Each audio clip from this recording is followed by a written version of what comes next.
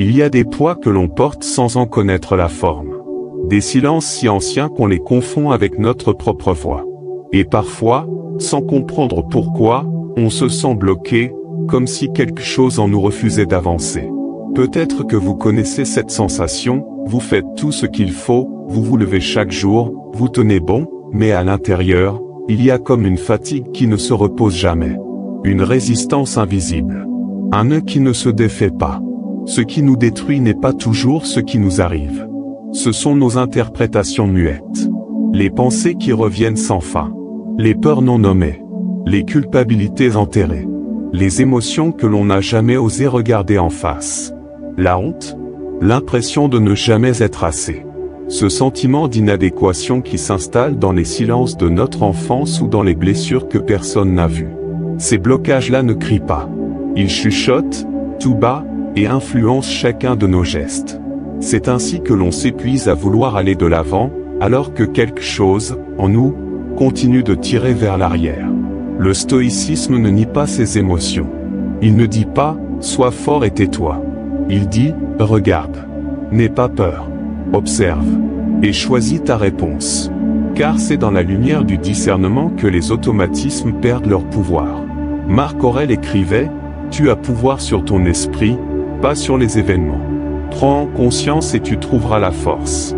Ce n'est pas une invitation à contrôler. C'est une invitation à reprendre le gouvernail, là où tout semble dériver. Ce que vous ressentez n'est pas une faiblesse. C'est une brèche par laquelle la clarté peut entrer. Imaginez votre esprit comme un théâtre. Tant que vous ne dirigez pas la lumière de la conscience vers la scène, ce sont les personnages invisibles qui mènent l'histoire.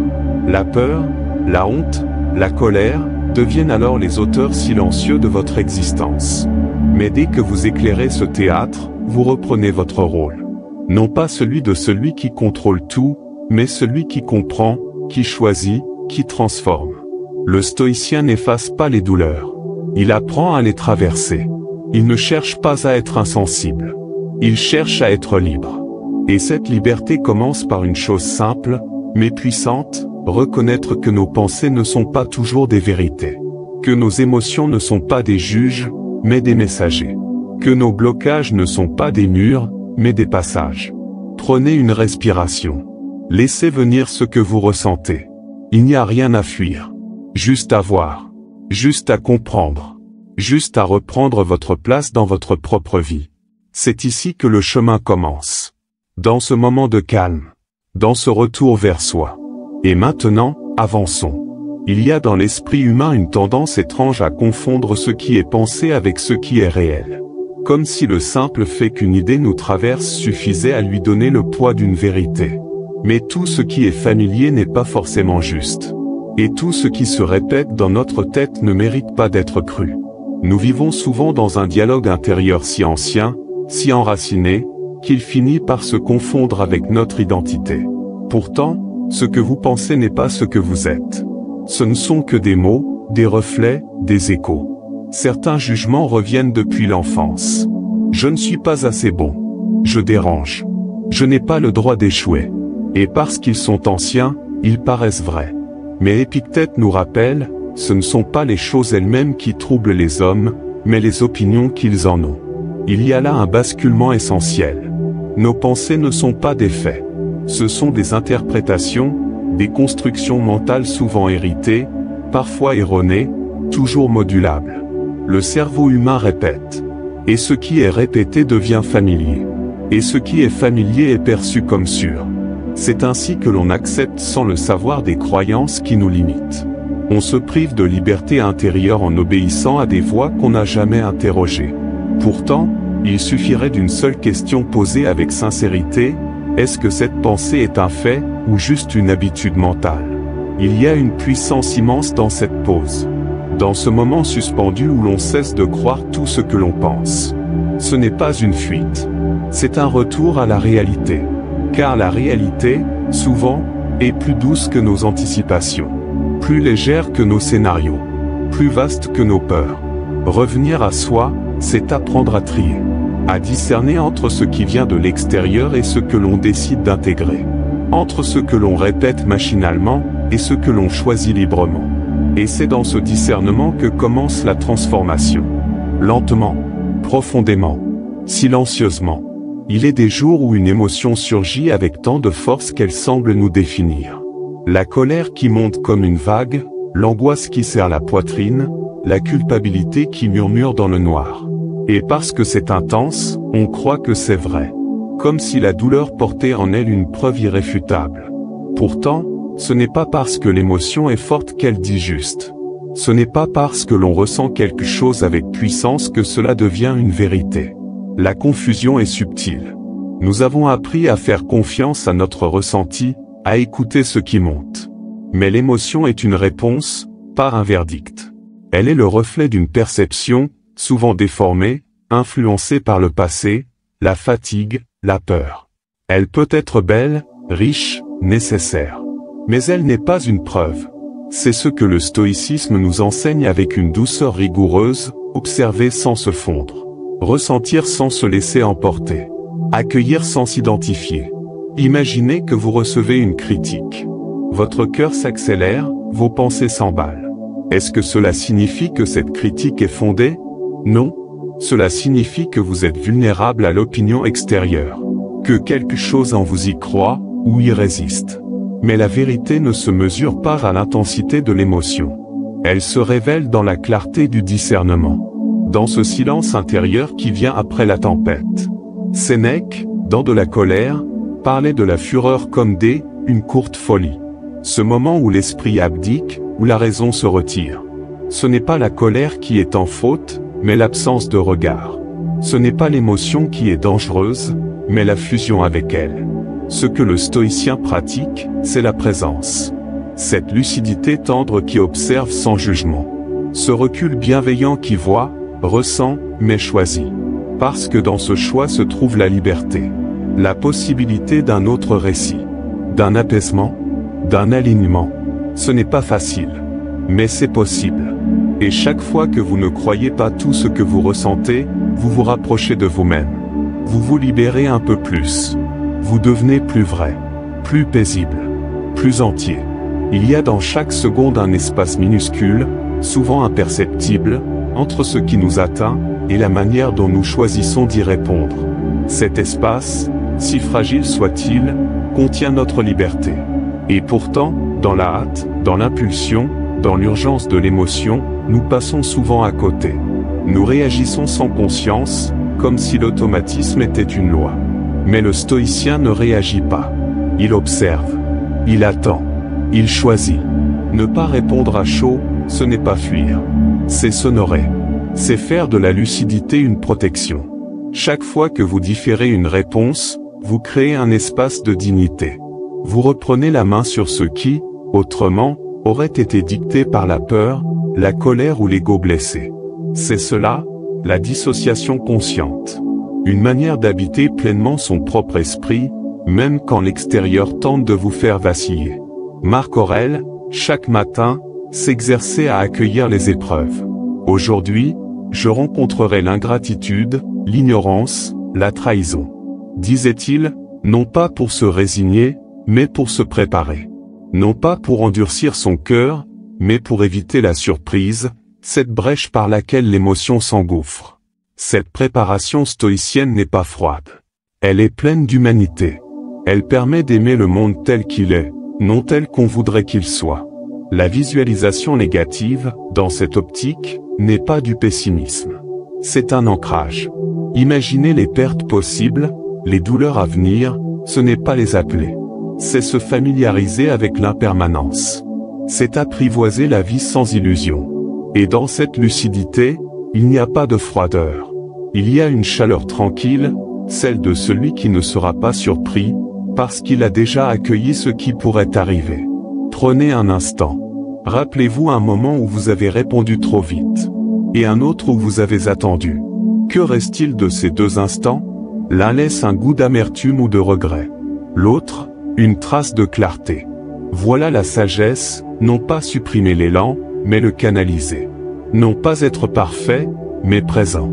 Car ce qui vous transforme n'est pas ce que vous ressentez, mais ce que vous choisissez d'en faire.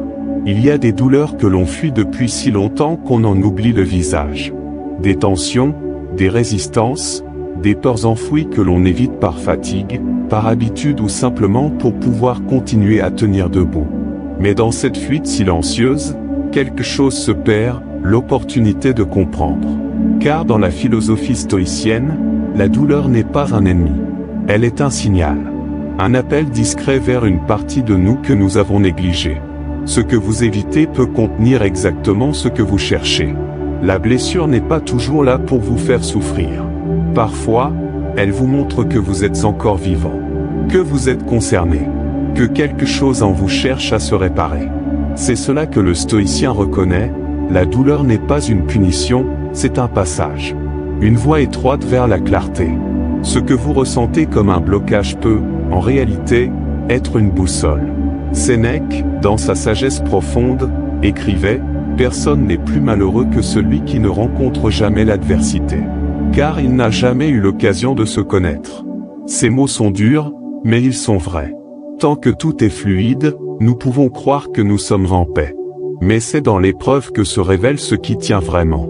Et parfois, ce qui tient, c'est vous. Vous, dans votre capacité à rester, à voir, à traverser. La psychologie le confirme, éviter ce qui fait mal renforce la peur. Chaque fuite alimente le cycle de fragilité. Mais si vous vous arrêtez, si vous respirez dans cette tension, si vous laissez la douleur vous parler, sans l'étouffer, alors elle change de forme. Elle devient un message, une information, un levier. Ce n'est pas la douleur qui vous détruit. C'est la manière dont vous la jugez, dont vous la combattez, dont vous vous y attachez. Requalifier la douleur, ce n'est pas mentir. C'est la replacer. En faire une mission au lieu d'un fardeau. Une initiation au lieu d'un arrêt. Une épreuve qui révèle, non une malédiction qui condamne. Et dans cette relecture silencieuse, dans cette acceptation lucide, une transformation profonde devient possible. Pas parce que la douleur disparaît, mais parce qu'elle cesse de vous gouverner. Parce qu'elle devient un feu qui éclaire au lieu d'un feu qui brûle. Il y a, au cœur de la discipline stoïcienne, un geste aussi simple que révolutionnaire, choisir ses pensées. Non pas les contrôler par la force, mais les orienter comme on choisit une direction. Comme un sculpteur face à la pierre, chaque pensée devient un coup de ciseau. Chaque répétition façonne une forme. Et cette forme, peu à peu, devient notre manière d'être au monde. Ce que vous cultivez intérieurement finit par devenir votre visage extérieur. Choisir ses pensées ne signifie pas nier celles qui surgissent. Cela signifie décider lesquelles vous méritez de nourrir. C'est une pratique douce, quotidienne, presque invisible. Elle commence dans les détails, un jugement que l'on interrompt, une interprétation que l'on réévalue, une impulsion que l'on regarde passer sans y céder. Et plus on répète ce mouvement, plus il devient naturel. La pensée est un muscle. Elle se renforce avec l'attention. Elle s'aligne avec l'intention. Le stoïcien écrit. Il observe ses propres réactions. Il crée une distance entre l'événement et sa réponse. Imaginez un journal divisé en 3 colonnes, ce qui s'est passé, ce que vous avez ressenti automatiquement, et ce que vous auriez pu choisir si la sagesse avait eu le temps de parler. Ce simple exercice, répété, transforme peu à peu l'architecture intérieure. Car votre esprit apprend. Il anticipe. Il s'éduque à la paix. Ce n'est pas une quête de perfection. C'est un entraînement à la cohérence. Une manière de rester fidèle à ce que vous voulez devenir, même quand la vie vous pousse à réagir autrement. Ce que vous pensez devient ce que vous êtes. Et ce que vous répétez devient votre refuge, ou votre prison. Le choix vous appartient.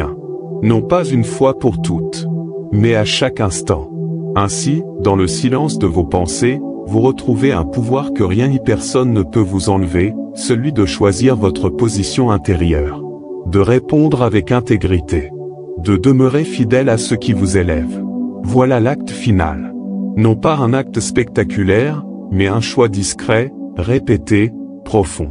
Un acte de souveraineté intérieure.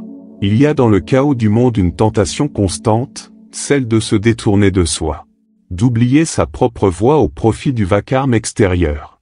De laisser les événements, les autres, les émotions définir notre état intérieur. Et pourtant, Ce que le stoïcisme murmure, c'est que rien ne mérite autant votre attention que ce qui dépend encore de vous. Là, dans cet espace sacré que personne ne peut violer, se trouve votre véritable pouvoir. Celui de redevenir maître, non des circonstances, mais de votre manière d'y répondre. Marc Aurèle écrivait, « L'homme se trouble non par ce qui lui arrive, mais par l'idée qu'il s'en fait. » Ces mots ne sont pas une injonction à l'indifférence. Ils sont une invitation à retrouver la clarté. À reconnaître que, même au cœur du tumulte, il reste un lieu en vous où le calme est possible.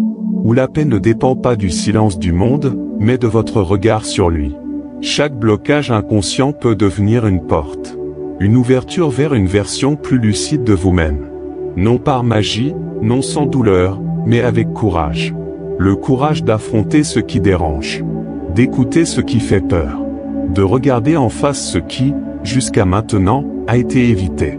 Il n'y a pas de transformation sans confrontation. Mais il n'y a pas de confrontation plus noble que celle que l'on mène en soi, pour retrouver l'alignement entre ce que l'on vit, et ce que l'on est. Revenir à l'essentiel, c'est comprendre que tout ce qui échappe à votre contrôle mérite d'être relâché. Que votre énergie n'est pas infinie. Et qu'elle ne doit plus être gaspillée à vouloir changer l'inchangeable. Ce qui dépend de vous mérite votre soin. Le reste mérite votre liberté. Ce détachement n'est pas du renoncement. C'est une forme de clarté. Une manière d'alléger votre route pour pouvoir aller plus loin, avec plus de paix. La négativité, vue à travers les yeux du stoïcien, n'est qu'une brume. Elle semble dense, étouffante, mais elle se dissipe dès que l'on avance avec constance. Avec cohérence. Avec calme.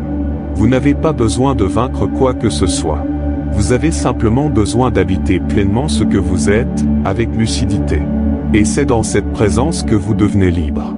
Libre d'être, libre de penser, libre de répondre, libre de vivre.